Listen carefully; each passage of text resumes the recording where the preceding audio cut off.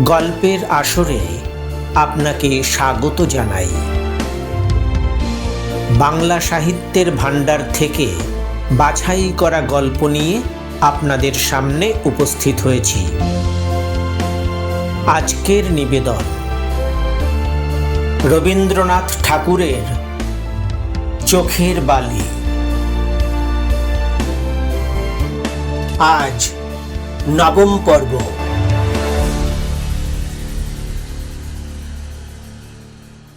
আশা ফিরিয়া আসিল। বিনোদিনী তাহার পরে খুব অভিমান করিল। বালি, এতদিন বিদেশে রহিলে একখানা চিঠি লিখিতে নাই? আশা কহিল, তুমি কোন লিখিলে ভাই বালি? আমি কেন প্রথমে লিখিব? তোমারই তো লিখিবার কথা। আশা বিনোদিনীর গলা জড়াইয়া ধরিয়া নিজের অপরাধ স্বীকার করিয়া লইল। কহিল, জানো তো ভাই, আমি ভালো লিখিতে জানি না। বিশেষ তোমার মতো পণ্ডিতের কাছে লিখিতে আমার লজ্জা করে। দেখিতে দেখিতে দুইজনের বিবাদ মিটিয়া গিয়া প্রণয় উদ্বেলিত হইয়া উঠিল। বিনোদিনী কহিল, দিবারাত্রি সঙ্গ দিয়া তোমার স্বামীটির অভ্যাস তুমি একেবারে খারাপ করিয়া দিয়াছ। একটি কেহ কাছে নহিলে থাকিতে পারে না। সেই জন্যই তো তোমার উপরে ভার দিয়া গিয়াছিলাম। কেমন করিয়া সঙ্গ দিতে হয় আমার চেয়ে তুমি ভালো জানো। দিনটা তো একরকম করিয়া কালেজে পাঠাইয়া নিশ্চিন্ত হইতাম, কিন্তু সন্ধ্যাবেলায় কোনো মতেই ছাড়াছুড়ি নাই। গল্প করিতে হইবে, বই পড়িয়া শুনাইতে হইবে, আবদারের শেষ নাই। কেমন জব্দ! লোকের মন ভুলাইতে যখন পারো তখন লোকেই বা ছাড়িবে কেন? সাবধান থাকিস ভাই। ঠাকুরপো যেমন বাড়াবাড়ি করেন, এক একবার সন্দেহ হয়, বুঝি বশ করিবার বিদ্যা জানিবা। আশা হাসিয়া কহিল, তুমি জানো না তো কে জানে? তোমার বিদ্যা আমি একটুখানি পাইলে বাঁচিয়া যাইতাম। কেন, কার সর্বনাশ করিবার ইচ্ছা হইয়াছে? ঘরে যেটি আছে সেইটিকে রক্ষা করো, পরকে ভোলাইবার চেষ্টা করিস নে ভাই বালি, বড় ল্যাঠা। আশা বিনোদিনীকে হস্ত দ্বারা তর্জন করিয়া বলিল, আহ, কি বকিস, তার ঠিক নেই। কাশী হইতে ফিরিয়া আসিবার পর প্রথম সাক্ষাতেই মহেন্দ্র কহিল, তোমার শরীর বেশ ভালো ছিল দেখিতেছি, দিব্য মোটা হইয়া আসিয়াছ। আশা অত্যন্ত লজ্জা বোধ করিল। কোনো মতেই তাহার শরীর ভালো থাকা উচিত ছিল না, কিন্তু মূঢ় আশার কিছুই ঠিক মতো চলে না। তাহার মন যখন এত খারাপ ছিল, তখনও তাহার পোড়া শরীর মোটা হইয়া উঠিয়াছিল। একে তো মনের ভাব ব্যক্ত করিতে কথা জোটে না, তাহাতে আবার শরীরটাও উল্টা বলিতে থাকে। আশা মৃদুস্বরে জিজ্ঞাসা করিল, তুমি কেমন ছিলে? আগে হইলে মহেন্দ্র কতক ঠাট্টা, কতক মনের সঙ্গে বলিত, মরিয়া ছিলাম। এখন আর ঠাট্টা করিতে পারিল না। গলার কাছে আসিয়া বাঁধিয়া গেল। কহিল, বেশ ছিলাম, মন্দ ছিলাম না। আশা চাহিয়া দেখিল, মহেন্দ্র পূর্বের চেয়ে যেন রোগাই হইয়াছে। তাহার মুখ পাণ্ডুবর্ণ, চোখে এক প্রকার তীব্র দীপ্তি। একটা যেন আভ্যন্তরীণ ক্ষুধায় তাহাকে অগ্নিজিহ্বা দিয়া লেহন করিয়া খাইতেছে। আশা মনে মনে ব্যথা অনুভব করিয়া ভাবিল, আহা, আমার স্বামী ভালো ছিলেন না, কেন আমি উহাকে ফেলিয়া কাশী চলিয়া গেলাম? স্বামী রোগা হইলেন, অথচ নিজে মোটা হইল। ইহাতেও নিজের স্বাস্থ্যের প্রতি আশার অত্যন্ত ধিক্কার জন্মিল। মহেন্দ্র আর কি কথা তুলিবে ভাবিতে ভাবিতে খানিক বাদে জিজ্ঞাসা করিল, কাকিমা ভালো আছেন তো? সে প্রশ্নের উত্তরে কুশল সংবাদ পাইয়া তাহার আর দ্বিতীয় কথা মনে আনা দুঃসাধ্য হইল। সে প্রশ্নের উত্তরে কুশল সংবাদ পাইয়া তাহার আর দ্বিতীয় কথা মনে আনা দুঃসাধ্য হইল। কাছে একটা ছিন্ন পুরাতন খবরের কাগজ ছিল, সেইটে টানিয়া লইয়া মহেন্দ্র অন্য মনস্কভাবে পড়িতে লাগিল। আশা মুখ নিচু করিয়া ভাবিতে লাগিল, এতদিন পরে দেখা হইল, কিন্তু উনি আমার সঙ্গে কেন ভালো করিয়া কথা কহিলেন না?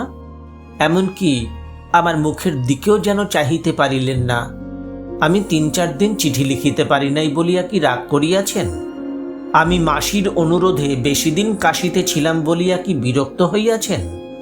অপরাধ কোন ছিদ্র দিয়া কেমন করিয়া প্রবেশ করিল, ইহাই সে নিতান্ত ক্লিষ্ট হৃদয়ে সন্ধান করিতে লাগিল।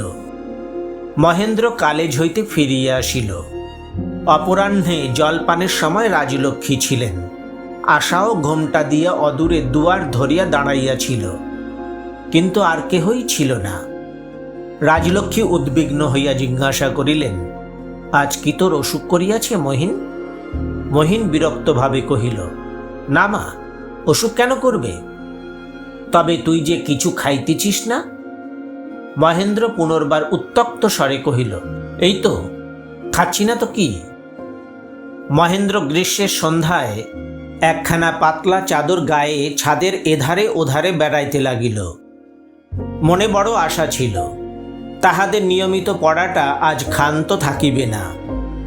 আনন্দমঠ প্রায় শেষ হইয়াছে, আর গুটি 2-3 অধ্যায় বাকি আছে মাত্র। বিনোদিনী যত নিষ্ঠুর হোক, সে কয়টা অধ্যায় আজ তাহাকে নিশ্চয়ই শুনাইয়া যাইবে। কিন্তু সন্ধ্যা অতীত হইল, সময় উত্তীর্ণ হইয়া গেল। গুরুভার নৈরাশ্য বহিয়া মহেন্দ্রকে শুইতে যাইতে হইল। সজ্জিত লজ্জান্বিত আশা ধীরে ধীরে শয়নকক্ষে প্রবেশ করিল। দেখিল বিছানায় মহেন্দ্র শুইয়া পড়িয়াছে। তখন কেমন করিয়া অগ্রসর হইবে ভাবিয়া পাইল না। বিচ্ছেদের পর কিছুক্ষণ একটা নূতন লজ্জা আসে। যেখানটিতে ছাড়িয়া যাওয়া যায়, ঠিক সেইখানটিতে মিলিবার পূর্বে পরস্পর পরস্পরের নিকট হইতে নূতন সম্ভাষণের প্রত্যাশা করে। আশা তাহার সেই চিরপরিচিত আনন্দ শয্যাটিতে আজ অনাহুত কেমন করিয়া প্রবেশ করিবে। দ্বারের কাছে অনেকক্ষণ দাঁড়াইয়া রহিল। মহেন্দ্রের কোনো সাড়া পাইল না। অত্যন্ত ধীরে ধীরে এক পা করিয়া অগ্রসর হইতে লাগিল। যদি অসতর্কে দৈবাৎ কোনো গহনা বাজিয়া উঠে তো সে লজ্জায় মরিয়া যায়। কম্পিত হৃদয়ে আশা মশারির কাছে আসিয়া অনুভব করিল মহেন্দ্র ঘুমাইতেছে। তখন তাহার নিজের সাজসজ্জা তাহাকে সর্বাঙ্গে বেষ্টন করিয়া পরিহাস করিতে লাগিল। ইচ্ছা হইল বিদ্যুৎ বেগে এ ঘর হইতে বাহির হইয়া অন্য কোথাও গিয়া শোয়ে। আশা যথাসাধ্য নিঃশব্দে সংকুচিত হইয়া খাটের উপর গিয়া উঠিল। তবু তাহাতে এতটুকু শব্দ ও নড়াচড়া হইল যে মহেন্দ্র যদি সত্যই ঘুমাইত, তাহা হইলে জাগিয়া উঠিত। কিন্তু আজ তাহার চক্ষু খুলিল না, কেননা মহেন্দ্র ঘুমাইতেছিল না। মহেন্দ্র খাটের অপর প্রান্তে পাশ ফিরিয়া শুইয়াছিল, সুতরাং আশা তাহার পশ্চাতে শুইয়া রহিল। আশা যে নিঃশব্দে অশ্রুপাত করিতেছিল, তাহা পিছন ফিরিয়াও মহেন্দ্র স্পষ্ট বুঝিতে পারিতেছিল। নিজের নিষ্ঠুরতায় তাহার হৃৎপিণ্ডটাকে যেন জাঁতার মতো পেষণ করিয়া ব্যথা দিতেছিল। কিন্তু কি কথা বলিবে, কেমন করিয়া আদর করিবে, মহেন্দ্র তাহা কোনো মতেই ভাবিয়া পাইল না। মনে মনে নিজেকে সুতীব্র কষাঘাত করিতে লাগিল। তাহাতে আঘাত পাইল, কিন্তু উপায় পাইল না। ভাবিল প্রাতঃকালে তো ঘুমের ভান করা যাইবে না, তখন মুখোমুখি হইলে আশাকে কি কথা বলিব। আশা নিজেই মহেন্দ্রের সে সংকট দূর করিয়া দিল। সে অতি প্রত্যুষেই অপমানিত সাজসজ্জা লইয়া বিছানা ছাড়িয়া চলিয়া গেল। সেও মহেন্দ্রকে মুখ দেখাইতে পারিল না। আশা ভাবিতে লাগিল, কেন এমন হইল? আমি কি করিয়াছি? যে জায়গায় যথার্থ বিপদ, সে জায়গায় তাহার চোখ পড়িল না। বিনোদিনীকে যে মহেন্দ্র ভালোবাসিতে পারে, এ সম্ভাবনাও তাহার মনে উদয় হয় নাই। সংসারের অভিজ্ঞতা তাহার কিছুই ছিল না। তাছাড়া বিবাহের অনতিকাল পর হইতে সে মহেন্দ্রকে যাহা বলিয়া নিশ্চয় জানিয়াছিল, মহেন্দ্র যে তাহা ছাড়া আর কিছুই হইতে পারে, ইহা তাহার কল্পনাতেও আসে নাই। মহেন্দ্র আজ সকাল সকাল কালেজে গেল। কালেজ যাত্রাকালে আশা বরাবর জানলার কাছে আসিয়া দাঁড়াইত এবং মহেন্দ্র গাড়ি হইতেই একবার মুখ তুলিয়া দেখিল। ইহা তাহাদের চিরকালের নিত্য প্রথা ছিল। সেই অভ্যাস অনুসারে গাড়ির শব্দ শুনিবা মাত্র যন্ত্রচালিতের মতো আশা জানলার কাছে আসিয়া উপস্থিত হইল। মহেন্দ্র অভ্যাসের খাতিরে একবার চকিতের মতো উপরে চোখ তুলিল, দেখিল আশা দাঁড়াইয়া আছে। তখনও তাহার স্নান হয় নাই। মলিন বস্ত্র, অসংযত কেশ, শুষ্ক মুখ দেখিয়া নিমেষের মধ্যেই মহেন্দ্র চোখ নামাইয়া কোলের বই দেখিতে লাগিল। কোথায় চোখে চোখে সেই নীরব সম্ভাষণ, সেই ভাষাপূর্ণ হাসি। গাড়ি চলিয়া গেল। আশা সেইখানেই মাটির উপর বসিয়া পড়িল। পৃথিবী সংসার সমস্ত বিস্বাদ হইয়া গেল। কলিকাতার কর্মপ্রবাহে তখন জোয়ার আসিবার সময়। 10:30 বাজিয়াছে। আপিসের গাড়ির বিরাম নাই। ট্রামের পশ্চাতে ট্রাম ছুটিতেছে।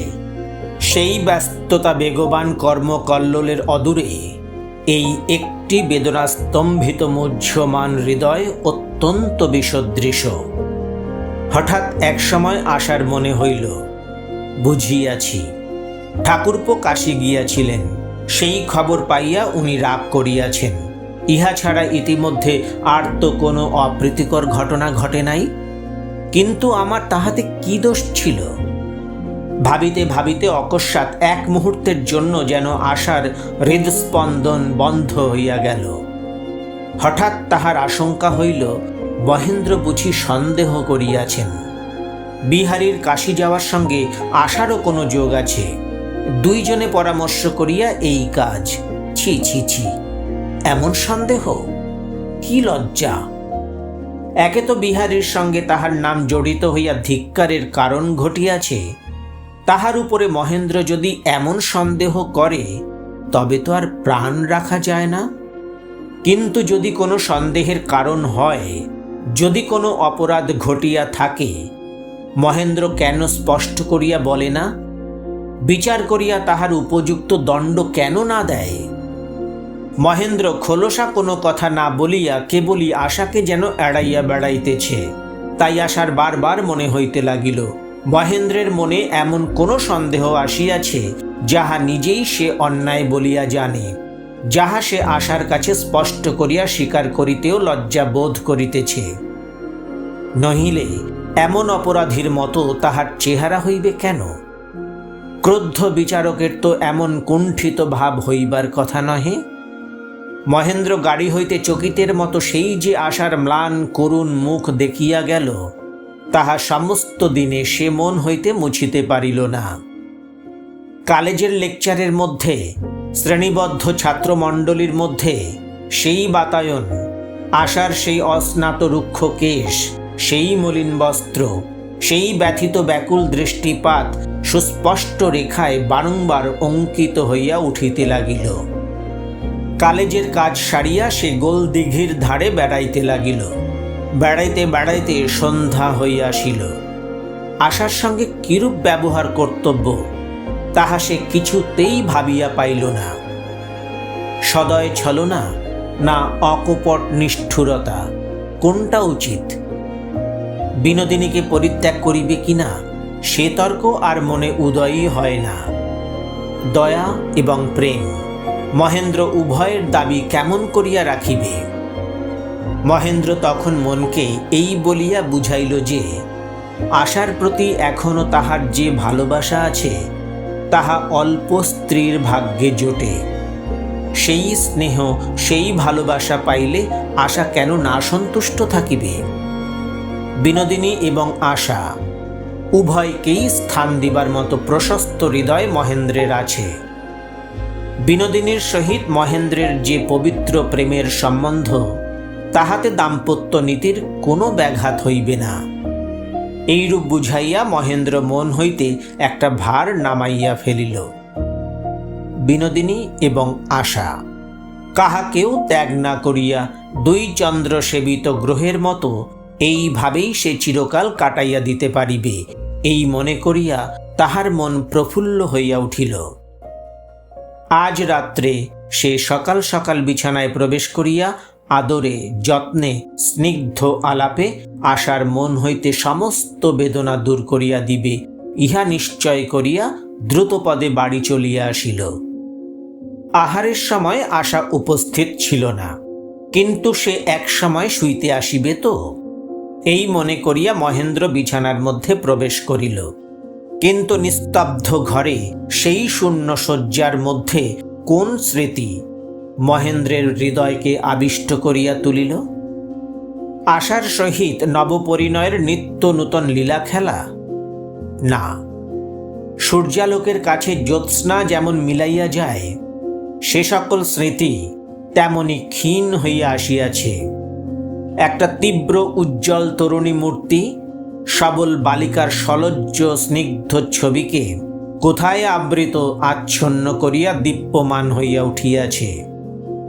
বিনোদিনীর সঙ্গে বিষবৃক্ষ লইয়া সেই কাড়াকাড়ি মনে পড়িতে লাগিল। সন্ধ্যার পর বিনোদিনী কপালকুণ্ডলা পড়িয়া শুনাইতে শুনাইতে ক্রমে রাত্রি হইয়া আসিত। বাড়ির লোক ঘুমাইয়া পড়িত। রাত্রে নিভৃত কক্ষের সেই স্তব্ধ নির্জনতায় বিনোদিনীর কণ্ঠস্বর যেন আবেশে মৃদুতর ও রুদ্ধ প্রায় হইয়া আসিত। হঠাৎ সে আত্মসংবরণ করিয়া বই ফেলিয়া উঠিয়া পড়িত। মহেন্দ্র বলিত, তোমাকে সিঁড়ির নিচে পর্যন্ত পৌঁছাইয়া দিয়ে আসি। সেই সকল কথা বারংবার মনে পড়িয়া তাহার সর্বাঙ্গে পুলক সঞ্চার করিতে লাগিল। রাত্রি বাড়িয়া চলিল। মহেন্দ্রের মনে মনে ঈষৎ আশঙ্কা হইতে লাগিল। এখনই আশা আসিয়া পড়িবে, কিন্তু আশা আসিল না। মহেন্দ্র ভাবিল, আমি তো কর্তব্যের জন্য প্রস্তুত ছিলাম, কিন্তু আশা যদি অন্যায় রাগ করিয়া না আসে তো আমি কি করিব? এই বলিয়া নিশীথ রাত্রে বিনোদিনীর ধ্যানকে ঘনীভূত করিয়া তুলিল। ঘড়িতে যখন 1টা বাজিল, তখন মহেন্দ্র আর থাকিতে পারিল না। মশারি খুলিয়া বাহির হইয়া পড়িল। ছাদে আসিয়া দেখিল গ্রীষ্মের জ্যোৎস্না রাত্রি বড় রমণীয় হইয়াছে। কলিকাতার প্রকাণ্ড নিঃশব্দতা এবং সুপ্তি যেন স্তব্ধ সমুদ্রের জলরাশির ন্যায় স্পর্শগম্য বলিয়া বোধ হইতেছে। অসংখ্য হর্মশ্রেণীর উপর দিয়া মহানগরীর নিদ্রাকে নিবিড়তর করিয়া বাতাস মৃদু গমনে পদচারণ করিয়া আসিতেছে। মহেন্দ্রের বহুদিনের রুদ্ধ আকাঙ্ক্ষা আপনাকে আর ধরিয়া রাখিতে পারিল না। আশা কাশী হইতে ফিরিয়া অবধি বিনোদিনী তাহাকে দেখা দেয় নাই। জ্যোৎস্না মদ বিহ্বল নির্জন রাত্রি মহেন্দ্রকে মোহাবিষ্ট করিয়া বিনোদিনীর দিকে ঠেলিয়া লইয়া যাইতে লাগিল। মহেন্দ্র সিঁড়ি দিয়া নামিয়া গেল। বিনোদিনীর ঘরের সম্মুখের বারান্দায় আসিয়া দেখিল ঘর বন্ধ হয় নাই। ঘরে প্রবেশ করিয়া দেখিল বিছানা তৈরি রহিয়াছে, কেহ শোয় নাই। ঘরের মধ্যে পদশব্দ শুনিতে পাইয়া ঘরের দক্ষিণ দিকের খোলা বারান্দা হইতে বিনোদিনী জিজ্ঞাসা করিয়া উঠিল, কে ও? মহেন্দ্র অভিভূত আর্দ্র কণ্ঠে উত্তর করিল, বিনোদ, আমি। বলিয়া সে একেবারে বারান্দায় আসিয়া উপস্থিত হইল। গ্রীষ্ম রাত্রিতে বারান্দায় মাদুর পাতিয়া বিনোদিনীর সঙ্গে রাজলক্ষ্মী শুইয়াছিলেন। তিনি বলিয়া উঠিলেন, মহিন, এত রাত্রে তুই এখানে যে? বিনোদিনী তাহার ঘন কৃষ্ণ ভ্রুযুগের নিচ হইতে মহেন্দ্রের প্রতি বজ্রাগ্নি নিক্ষেপ করিল। মহেন্দ্র কোনো উত্তর না দিয়া দ্রুত পদে সেখান হইতে চলিয়া গেল। পরদিন প্রত্যুষ হইতে ঘন ঘটা করিয়া আছে। কিছুকাল অসহ্য উত্তাপের পর স্নিগ্ধ শ্যামল মেঘে দগ্ধ আকাশ জুড়াইয়া গেল। আজ মহেন্দ্র সময় হইবার পূর্বেই কালেজে গেছে। তাহার ছাড়া কাপড়গুলা মেঝের উপর পড়িয়া। আশা মহেন্দ্রের ময়লা কাপড় গনিয়া গনিয়া তাহার হিসাব রাখিয়া ধোবাকে বুঝাইয়া দিতেছে। মহেন্দ্র স্বভাবত ভোলামন অসাবধান লোক। এই জন্য আশার প্রতি তাহার অনুরোধ ছিল, ধোবার বাড়ি দিবার পূর্বে তাহার ছাড়া কাপড়ের পকেট তদন্ত করিয়া লওয়া হয় যেন। মহেন্দ্রের একটা ছাড়া জামার পকেটে হাত দিতেই একখানা চিঠি আশার হাতে ঠেকিল। সেই চিঠি যদি বিষধর সাপের মূর্তি ধরিয়া তখনই আশার অঙ্গুলি দংশন করিত তবে ভালো হইত, কারণ উগ্র বিষ শরীরে প্রবেশ করিলে 5 মিনিটের মধ্যেই তাহার চরম ফল ফলিয়া শেষ হইতে পারে। কিন্তু বিষ মনে প্রবেশ করিলে মৃত্যু যন্ত্রণা আনে, মৃত্যু আনে না। খোলা চিঠি বাহির করিবা মাত্র দেখিল বিনোদিনীর হস্তাক্ষর। চকিতের মধ্যে আশার মুখ পাংশু বর্ণ হইয়া গেল। চিঠি হাতে লইয়া সে পাশের ঘরে গিয়া পড়িল। কাল রাত্রে তুমি যে কাণ্ডটা করিলে তাহাতেও কি তোমার তৃপ্তি হইল না? আজ আবার কেন খেমির হাত দিয়ে আমাকে গোপনে চিঠি পাঠাইলে? ছি, সে কি মনে করিল? আমাকে তুমি কি জগতে কাহারও কাছে মুখ দেখাইতে দিবে না? আমার কাছে কি চাও তুমি? ভালোবাসা? তোমারে ভিক্ষাবৃত্তি কেন? জন্মকাল হইতে তুমি কেবল ভালোবাসাই পাইয়া আসিতেছ, তবু তোমার লোভের অন্ত নাই। জগতে আমার ভালোবাসিবার এবং ভালোবাসা পাইবার কোনো স্থান নাই। তাই আমি খেলা খেলিয়া ভালোবাসার খেদ মিটাইয়া থাকি। যখন তোমার অবসর ছিল তখন সেই মিথ্যা খেলায় তুমিও যোগ দিয়াছিলে, কিন্তু খেলার ছুটি কি ফুরায় না? ঘরের মধ্যে তোমার ডাক পড়িয়াছে, এখন আবার খেলার ঘরে উঁকি ঝুঁকি কেন? এখন ধুলা ঝাড়িয়া ঘরে যাও। আমার তো ঘর নাই, আমি মনে মনে একলা বসিয়া খেলা করিব, তোমাকে ডাকিব না। তুমি লিখিয়াছ আমাকে ভালোবাসো। খেলার বেলায় সে কথা শোনা যাইতে পারে, কিন্তু যদি সত্য বলিতে হয় ও কথা বিশ্বাস করি না। একসময় মনে করিতে তুমি আশাকে ভালোবাসিতেছ, সেও মিথ্যা। এখন মনে করিতেছ তুমি আমাকে ভালোবাসিতেছ, এও মিথ্যা। তুমি কেবল নিজেকে ভালোবাসো। ভালোবাসার তৃষ্ণায় আমার হৃদয় হইতে বক্ষ পর্যন্ত শুকাইয়া উঠিতেছে। সে তৃষ্ণা পূরণ করিবার সম্বল তোমার হাতে নাই, সে আমি বেশ ভালো করিয়াই দেখিয়াছি। আমি তোমাকে বারংবার বলিতেছি, তুমি আমাকে ত্যাগ করো, আমার পশ্চাতে ফিরিও না। নির্লজ্জ হইয়া আমাকে লজ্জা দিও না। আমার খেলার শখও মিটিয়াছে, এখন ডাক দিলে কিছুতেই আমার সাড়া পাইবে না। চিঠিতে তুমি আমাকে নিষ্ঠুর বলিয়াছ, সে কথা সত্য হইতে পারে, কিন্তু আমার কিছু দয়াও আছে। তাই আজ তোমাকে আমি দয়া করিয়া ত্যাগ করিলাম। এই চিঠির যদি উত্তর দাও তবে বুঝিব, না পলাইলে তোমার হাত হইতে আমার আর নিষ্কৃতি নাই। চিঠিখানি পড়িবা মাত্র মুহূর্তের মধ্যে চারিদিক হইতে আসার সমস্ত অবলম্বন যেন খসিয়া পড়িয়া গেল। শরীরের সমস্ত স্নায়ুপেশি যেন একেবারেই হাল ছাড়িয়া দিল। নিঃশ্বাস লইবার জন্য যেন বাতাসটুকু পর্যন্ত রহিল না। সূর্য তাহার চোখের উপর হইতে সমস্ত আলো যেন তুলিয়া লইল। আশা প্রথমে দেয়াল, তাহার পর আলমারি, তাহার পর চৌকি ধরিতে ধরিতে মাটিতে পড়িয়া গেল। ক্ষণকাল পরে সচেতন হইয়া চিঠিখানা আর একবার পড়িতে চেষ্টা করিল, কিন্তু উদ্ভ্রান্ত চিত্তে কিছুতেই তাহার অর্থ গ্রহণ করিতে পারিল না। কালো কালো অক্ষরগুলা তাহার চোখের উপর নাচিতে লাগিল। এ কি হইল? এ কেমন করিয়া হইল? এ কি সম্পূর্ণ সর্বনাশ? সে কি করিবে? কাহাকে ডাকিবে? কোথায় যাইবে? কিছুই ভাবিয়া পাইল না। ডাঙার উপরে উঠিয়া মাছ যেমন খাবি খায়, তাহার বুকের ভিতরটা তেমনই করিতে লাগিল। মজ্জমান ব্যক্তি যেমন কোনো একটা আশ্রয় পাইবার জন্য জলের উপরে হস্ত প্রসারিত করিয়া আকাশ খুঁজিয়া বেড়ায়, তেমনি আশা মনের মধ্যে একটা যা হয় কিছু প্রাণপণে আঁকড়িয়া ধরিবার জন্য একান্ত চেষ্টা করিল।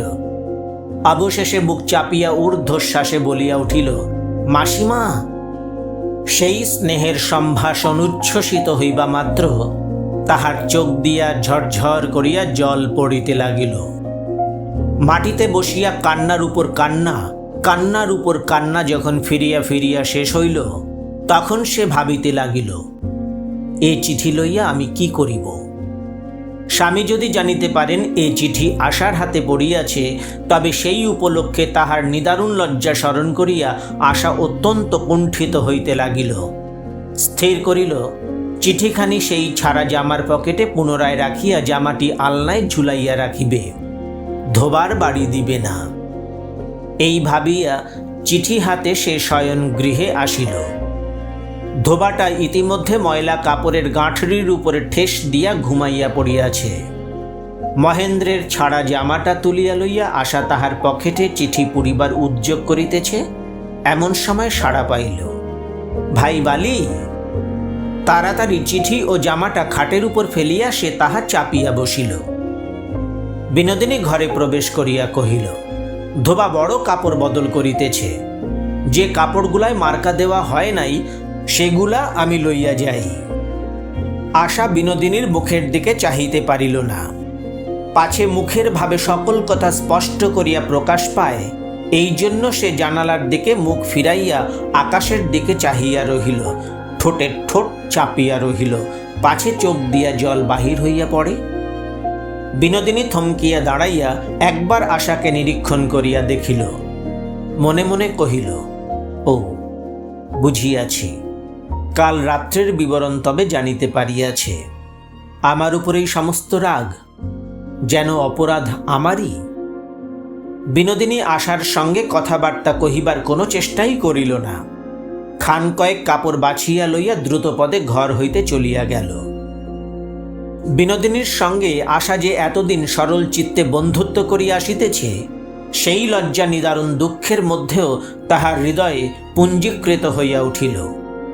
তাহার মনের মধ্যে সখীর যে আদর্শ ছিল, সেই আদর্শের সঙ্গে নিষ্ঠুর চিঠিখানা আর একবার মিলাইয়া দেখিবার ইচ্ছা হইল।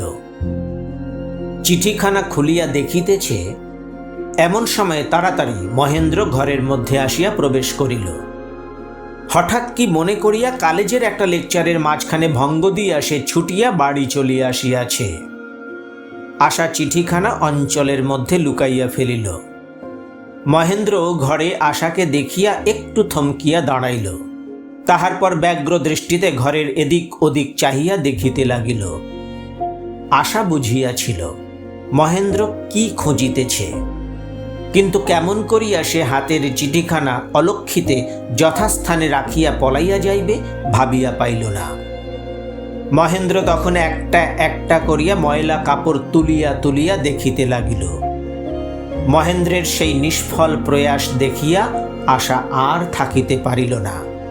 চিঠিখানা ও জামাটা মেজের উপর ফেলিয়া দিয়া ডান হাতে খাটের থামটা ধরিয়া সেই হাতে মুখ লুকাইল। মহেন্দ্র বিদ্যুৎ বেগে চিঠিখানা তুলিয়া লইল। নিমেষের জন্য স্তব্ধ হইয়া আশার দিকে চাহিল। তাহার পরে আশা সিঁড়ি দিয়া মহেন্দ্রের দ্রুত ধাবনের শব্দ শুনিতে পাইল। তখন ধোবা ডাকিতেছে, মা ঠাকুরুন, কাপড় দিতে আর কত দেরি করিবে? বেলা অনেক হইল, আমার বাড়ি তো এখানে নয়। রাজলক্ষ্মী আজ সকাল হইতে আর বিনোদিনীকে ডাকেন নাই। বিনোদিনীর নিয়ম মতো ভাঁড়ারে গেল, দেখিয়া রাজলক্ষ্মী মুখ তুলিয়া চাহিলেন না। সে তাহা লক্ষ্য করিয়াও বলিল, পিসিমা, তোমার অসুখ করিয়াছে বুঝি?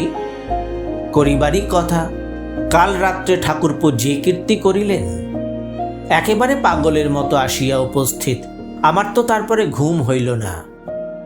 রাজলক্ষ্মী মুখ ভার করিয়া রহিলেন, হাঁ না কোনো উত্তরই করিলেন না। বিনোদিনী বলিল, হয়তো চোখের বালির সঙ্গে সামান্য কিছু খিটিমিটি হইয়া থাকিবে, আর দেখে কে? তখনই নালিশ কিংবা নিষ্পত্তির জন্যে আমাকে ধরিয়া লইয়া যাওয়া চাই। রাত পোহাইতে তর সয় না। যাই বলো পিসিমা, তুমি রাগ করিও না। তোমার ছেলের সহস্র গুণ থাকিতে পারে, কিন্তু ধৈর্যের লেশমাত্র নাই। ওই জন্যেই আমার সঙ্গে কেবলই ঝগড়া হয়। রাজলক্ষ্মী কহিলেন, বউ, তুমি মিথ্যা বকিতেছ। আমার আজ আর কোনো কথা ভালো লাগিতেছে না। বিনোদিনী কহিল, আমারও কিছু ভালো লাগিতেছে না পিসিমা।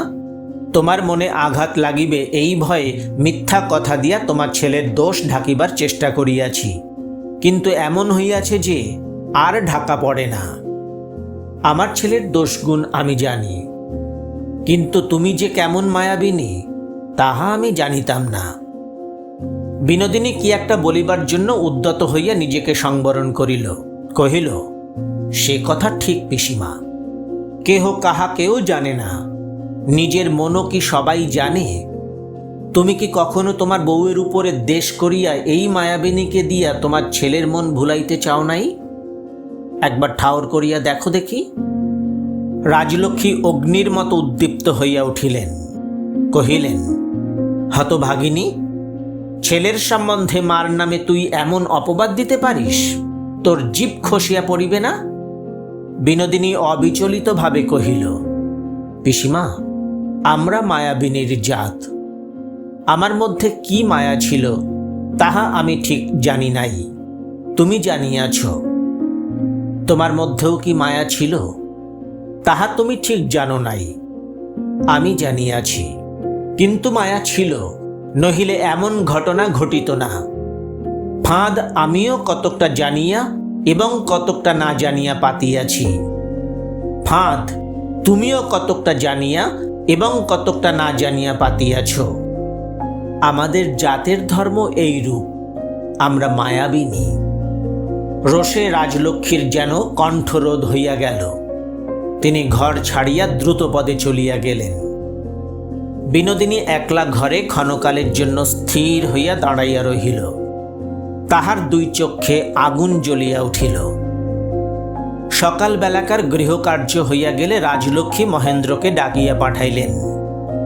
মহেন্দ্র বুঝিল কাল রাত্রিকার ব্যাপার লইয়া আলোচনা হইবে।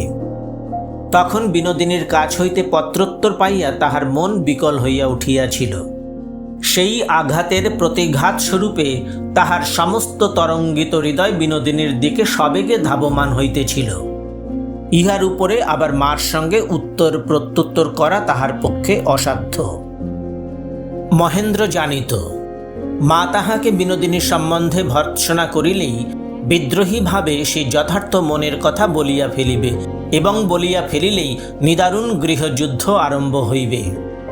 অতএব এ সময় বাড়ি হইতে দূরে গিয়া সকল কথা পরিষ্কার করিয়া ভাবিয়া দেখা দরকার। মহেন্দ্র চাকরকে বলিল, মাকে বলিস আমার কালেজে বিশেষ কাজ আছে, এখনই যাইতে হইবে, ফিরিয়া আসিয়া দেখা হইবে। বলিয়া পলাতক বালকের মতো তখনই তাড়াতাড়ি কাপড় পরিয়া না খাইয়া ছুটিয়া বাহির হইতে গেল। বিনোদিনীর যে দারুণ চিঠিখানা আজ সকাল হইতে বারবার করিয়া সে পড়িয়াছে এবং পকেটে লইয়া ফিরিয়াছে, আজ নিতান্ত তাড়াতাড়িতে সেই চিঠিশুদ্ধ জামা ছাড়িয়াই সে চলিয়া গেল। এক পশলা ঘন বৃষ্টি হইয়া তাহার পরে বাদলার মতো করিয়া রহিল। বিনোদিনীর মন আজ অত্যন্ত বিরক্ত হইয়া আছে। মনের কোনো অসুখ হইলে বিনোদিনী কাজের মাত্রা বাড়ায়। তাই সে আজ যত রাজ্যের কাপড় জড়ো করিয়া চিহ্ন দিতে আরম্ভ করিয়াছে। আশার নিকট হইতে কাপড় চাহিতে গিয়া আশার মুখের ভাব দেখিয়া তাহার মন আরও বিগড়াইয়া গেছে। সংসারে যদি অপরাধী হইতে হয় তবে অপরাধের যত লাঞ্ছনা তাহাই কেন ভোগ করিবে? অপরাধের যত সুখ তাহা হইতে কেন বঞ্চিত হইবে? ঝুপ ঝুপ শব্দে চাপিয়া বৃষ্টি আসিল। বিনোদিনী তাহার ঘরে মেঝের উপর বসিয়া, সম্মুখে কাপড় স্তূপাকার। খেমিদাসী এক একখানি কাপড় অগ্রসর করিয়া দিতেছে, আর বিনোদিনী মার্কা দিবার কালি দিয়া তাহাতে অক্ষর মুদ্রিত করিতেছে। মহেন্দ্র কোনো সাড়া না দিয়া দরজা খুলিয়া একেবারে ঘরের মধ্যে প্রবেশ করিল।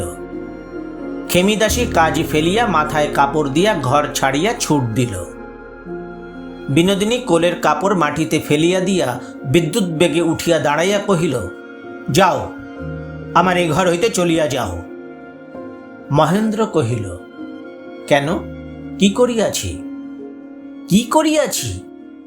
ভীরু কাপুরুষ, কি করিবার সাধ্য আছে তোমার?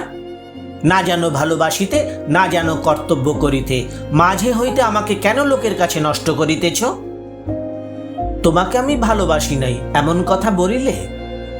লুকাচুরি, ঢাকাঢাকি, একবার এদিক একবার ওদিক, তোমার এই চোরের মতো প্রবৃত্তি দেখিয়ে আমার ঘৃণা জন্মিয়া গেছে, আর ভালো লাগে না, তুমি যাও।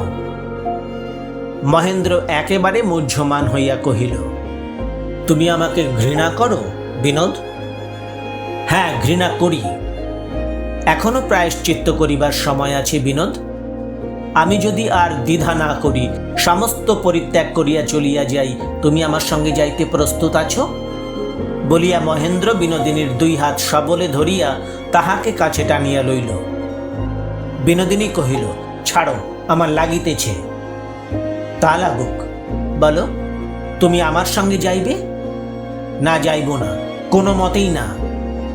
কেন যাইবে না? তুমি আমাকে সর্বনাশের মুখে টানিয়া আনিয়াছ, আজ তুমি আমাকে পরিত্যাগ করিতে পারিবে না, তোমাকে যাইতেই হইবে। বলিয়া মহেন্দ্র সুদৃঢ় বলে বিনোদিনীকে বুকের উপর টানিয়া লইল। জোর করিয়া তাহাকে ধরিয়া রাখিয়া কহিল, তোমার ঘৃণাও আমাকে ফিরাইতে পারিবে না। আমি তোমাকে লইয়া যাইবই, এবং যেমন করিয়া হোক তুমি আমাকে ভালোবাসিবেই। বিনোদিনী সবলে আপনাকে বিচ্ছিন্ন করিয়া লইল। মহেন্দ্র কহিল, চারিদিকে আগুন জ্বালাইয়া তুলিয়াছ, এখন আর নিবাইতেও পারিবে না, পালাইতেও পারিবে না। বলিতে বলিতে মহেন্দ্রের গলা চড়িয়া উঠিল। উচ্চস্বরে সে কহিল, এমন খেলা কেন খেলিলে বিনোদ? এখন আর ইহাকে খেলা বলিয়া মুক্তি পাইবে না, এখন তোমার আমার একই মৃত্যু।